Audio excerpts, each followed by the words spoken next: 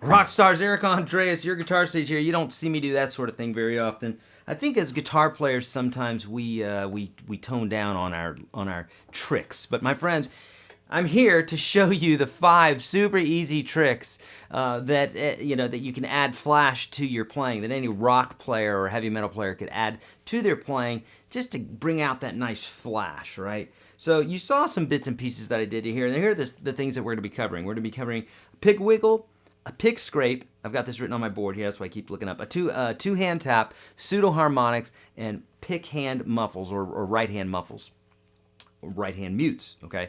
Now I have separate videos for I think all of these. So if you need more information, you can check that out here online, or better yet, the Unstoppable Guitar System. To get in there free and sample that, try the link below, YourGuitarSage.com/30. I say try the link like it doesn't work. It works. We have like tens of thousands of people that have taken advantage of that free course. So do it. YourGuitarSage.com/30. The link's below. Here we go. All right, so I tried to throw everything in there into the mix right away, but let's start with first the pick scrape. So that's the very last thing that I did, where I went.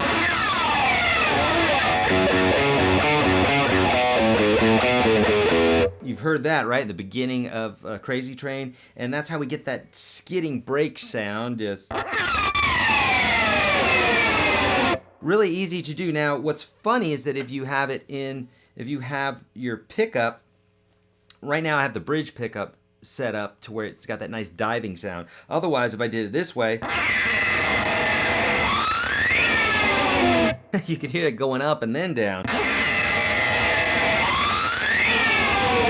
Right? And that's because now this is our pickup. This is our microphone, if you will. So if I have this on the bridge pickup, then we get that nice sound that goes all the way down. Okay, and basically what we're doing is we're just taking the side of the pick, putting it directly on the winds of the string. So this works best with 6, 5, and 4 strings because they got winds on them. And so the only thing you're doing is you're causing that agitation. And I mean, my gosh, Eddie Van Halen, a bunch of players have done some great things with that. Listen to Intruder, which is right before Pretty Woman. Van Halen, listen to that.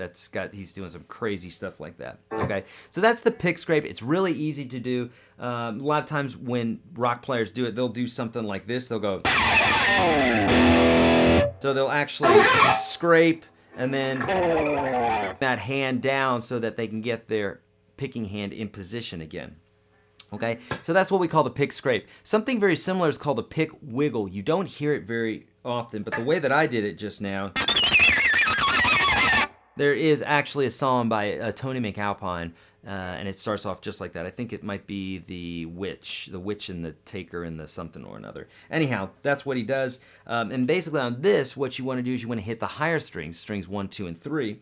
And, I'm aiming for string 2 with my pick, the side of the pick, doing the same bit. I mean, it's just directly 90-degree angle to the strings, and I'm just putting it down on the strings, searching for string 2 specifically, and that's kind of my center, and I just kind of saw at the strings. It's not hurting the strings at all, and moving it downward.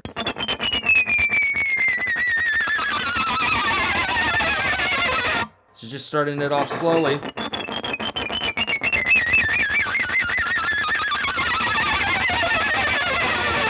Pretty fun. That's called the pick wiggle. Two-hand tap. So two-hand tapping was made very famous by Eddie Van Halen, but there were people doing it way before Eddie was. And it's the idea of taking your picking hand and touching the neck at a specific place to create a tone. By, instead of picking the note, you hammer the note. That sort of thing. So this technique is used by taking your finger and fretting it with the right hand, any finger on the right hand as opposed to the left hand, and then you can do tricks like this. Usually you'll put the pick in your mouth, or you'll take the pick and tuck it into your hand. That's what Eddie used to do. And then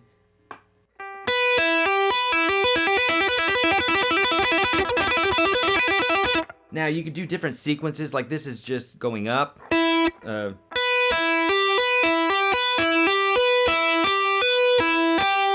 just going up, you could go down. You know, or you could go back and forth. And that's only with 4 notes. If you involve an open string, you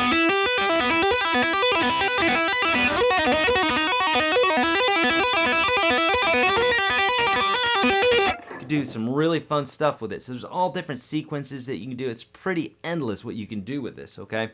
So that's called what we call two-hand tapping. Now, I'm going to throw in a couple bonuses here as well. First off, my friends, too, if you are enjoying this video, please, right now, take a moment. Please do it. You're watching this video or you're learning something, hit like, hit subscribe. It would be much appreciated. Thank you so much. Now, as well as doing two-hand tap, thank you for who just did that, thank you. For those who don't want to use your finger, you could use a pick, all right? So, and what's really cool about using a pick for this technique is that you can slide the pick too. So I didn't do this in the, oh yeah, I did do this in the example. But if I'm picking, I can actually use the pick and you can go a lot faster than the finger. So for instance, if I want to do something like this, like,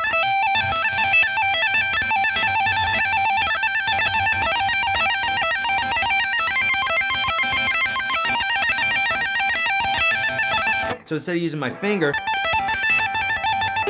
I feel like I can use this faster with the pick because it's a harder surface and I can go a lot lighter and still get the same effect, whereas if you're using your finger, you have to hit it harder because you're using the soft part of your finger, right? So using the side of the pick is a really cool trick. And what's also really cool about this, like I did right in the beginning there, is I did this cool little like slide bit which created some great dissonance. So I was going, so the only thing I'm doing here is I'm fretting 12, 15 with the left hand, and then with a pick, I'm actually hammering 17, sliding up to 18, sliding back to 17. So like this.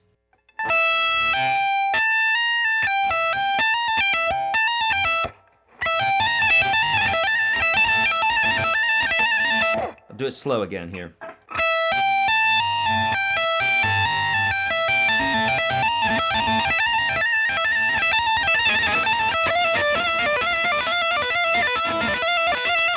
Pretty fun little bit there that you can do, and of course you don't have to go 1 fret. You could do 2 frets or 5 frets, or it doesn't matter. Have fun with it. The point here is just that it's a trick that you can use, you know. Pseudo harmonic. So I did that when I was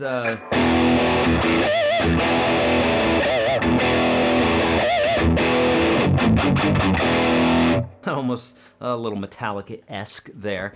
So pseudo harmonics, also known as squealies or false harmonics, is the art of hitting the string in such a way that when the string slides off the pick, it actually grazes your thumb just barely, okay? And this technique, once you learn it, it's absolutely one of the easiest things you can do, but it's at first, it seems to be this mysterious thing that's really hard to do. But I promise you, it's not. It's not that hard to do. And I go over this in detail in a video that I've either created already, or if I haven't, I'm going to look after this and I'm going to create it, and it's going to go up to YouTube. So you can find that by looking over on the right on this video, or looking up you know, pseudo harmonic squealy. You're going to find it. You're going to find that video. Okay. All right. So the way you do this is when you're picking. Okay, you're going to allow the string, and you're going to start on the lowest strings first. The 6th and 5th strings are going to be the easiest strings to work as opposed to the higher strings. And what you're going to do is when you pick, normally when we pick, we don't hit our thumb. We're doing that purposely, otherwise we'll get a mute. That sort of sound. That's bad, right? But what's happening is in between that complete mute and actually playing the note out, there's the pseudo harmonic. And what's happening is if I just keep my finger here, I don't get that sound. But it's the same exact technique. So if you can pick and allow that string to graze your thumb, you're on the right track. Now the difference between the mute and the pseudo harmonic, like I'm doing, is that I'm not holding my finger on the string as long. So there's our pseudo harmonic.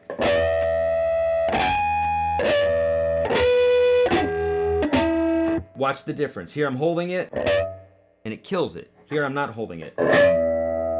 That's the sound we want. Doesn't sound too exciting yet, but I'll show you how to make it exciting.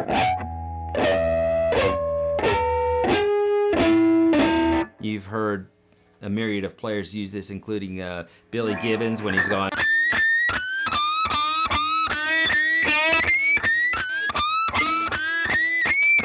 And really, I'm just on the 3rd string here, 7th fret. I'm not doing anything special other than the pinch harmonic and moving it around a bit.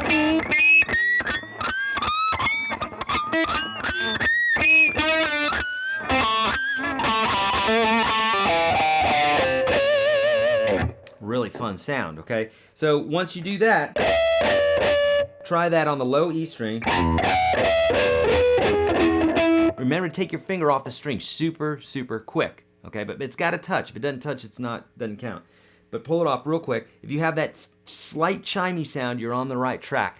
And then if you really want to excite it, typically pseudo harmonics are not played in the open position. They're played further up the neck, not up here typically, usually down here in this position, and because they just sound better. They're more pronounced.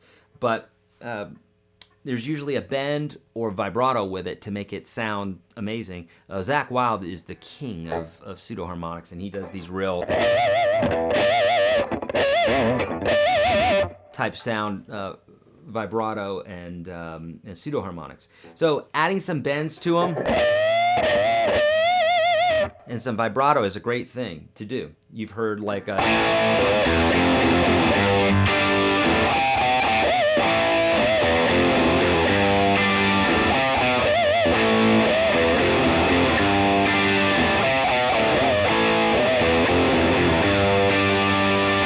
pseudo harmonics. All right, and the last one is the pick hand muffle. Boy, this lesson went longer than I was hoping for. The pick hand muffle, or right hand muting, what I call right hand muting. I have a whole video for that here on YouTube, but it's less rock. It's more about folk and that sort of thing.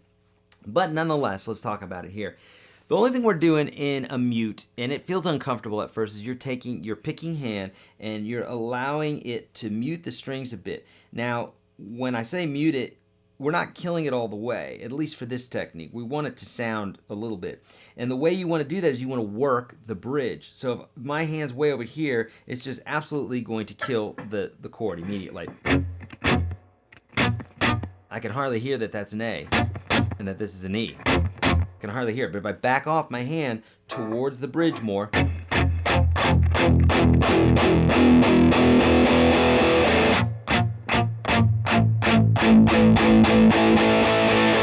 now we're rocking, okay? So there's a sweet point. It's pretty dry right there. We want to back off a little bit.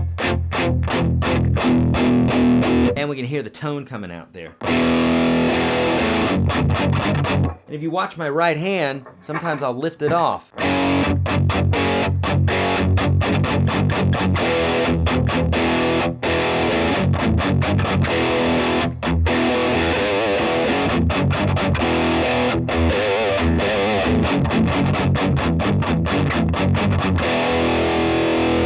So that's something else that you'll want to work on a lot as well. Once you get the mute down, you need to be able to put these mutes where you want them. So in rock, heavy metal guitar, a lot of times you'll see the guitar player lifting their wrist up a lot. Sometimes it's just a really small movement. You may not be able to see it, but it's happening because that's the only way to get that muffled sound along with melodic notes like.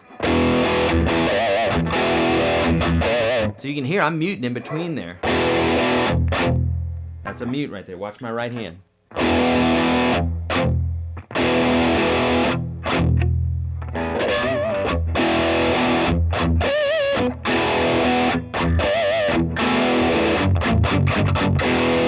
Makes sense. All right, my friends, those are 5 tricks. 1, 2, 3, 4, 5. Yeah, sure, 5 super easy tricks to add flash to your guitar playing. My friends, if you like this, please hit subscribe, hit like now, and share with a friend. Did I forget any tricks? I'm sure I did. I just did 5 of them here, but what other tricks do you think that I should have said? Write them below.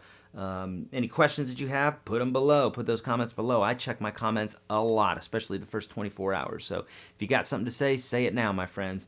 What else? Free course for you over at YourGuitarSage.com/30. Listen, I've taught thousands of lessons, literally thousands here on YouTube. I don't just have this one channel, I have several channels. So thousands of lessons here on YouTube. I've taught thousands of one-on-one lessons for decades now, for over 30 years. I love guitar. It's so much fun. And I created this super course for free for you. It's the top 30 lessons that I teach all my students. I say that because out of thousands of lessons that I've taught, I've handpicked 30 lessons that I feel every guitar player from the beginning of time needs to know, including about fretting, posture, how to choose a guitar, how to pick properly, how to strum properly, the beginnings of music theory. Don't get scared of music theory, all right? You got to learn guitar. You got to have a muse. You got to have somebody that inspires you, something that inspires you. You got to have good instruction, and you got to practice, my friends. That is a winning combination. If you don't bite off more than you can chew, you're going to be a great guitar player. I promise you, I've never seen it fail. You can become anything you want to be on the guitar if you do the work and you have the resources. So hopefully I can be a resource for you. Hit that link below, YourGuitarSage.com/30. I'm on Facebook and Twitter and all those fun places. So I'd love to help you out there. I announce giveaways all the time there. I give thousands and thousands of dollars worth of great stuff away every single month through my live broadcast at YourGuitarSage.com/live. Join me there, won't you? And my friends, as always, be kind to all beings. Don't trust the man. Practice your guitar. I'll see you in the next video.